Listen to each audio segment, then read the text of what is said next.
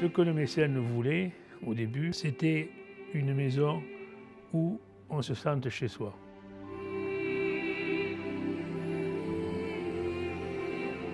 Un lieu de rencontre, d'accueil, de partage. Et au Carmel de Condom, nous recevons dans une pension de famille des adultes qui sont des personnes qui ont eu des accidents de parcours dans la vie, mais des accidents lourds, graves, et qui souvent ne s'en remettront que très très difficilement et qui très rarement reviendront à une activité professionnelle. Au Carmel de Condom, nous recevons des retraités qui veulent uniquement un cadre où ils sont bien, où ils sont un peu comme chez eux, où ils peuvent rencontrer d'autres personnes.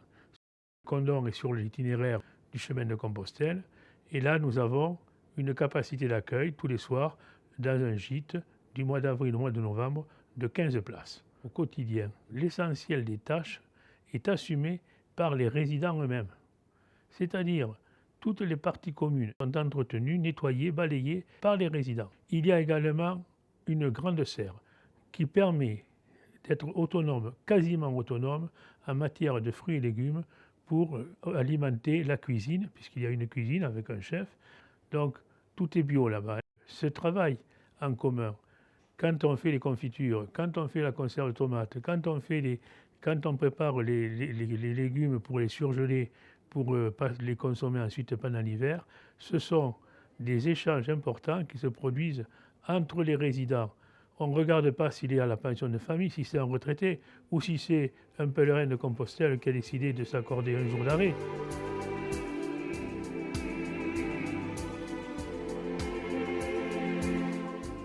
On organise pas mal de choses. Nous avons récemment organisé avec AXA à tout cœur une opération de mécénat. Tous les résidents ont participé. À la journée des bénévoles étaient invités les résidents. Il y a toujours cet échange pour faire en sorte qu'il y ait bien un passage de relais. C'est vraiment l'occasion pour le résident de rencontrer quelqu'un à qui il va faire découvrir le site dans lequel il vit et lui faire partager ce que lui il ressent, comment il le vit, pourquoi il est là.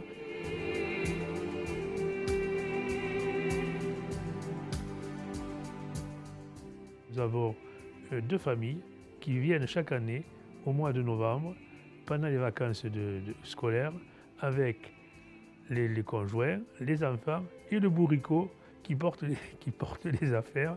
Ils font leur petite randonnée dans le coin. Et ça, c'est depuis plusieurs années. On les voit venir, ils ont réservé. Voilà, ils sont chez eux.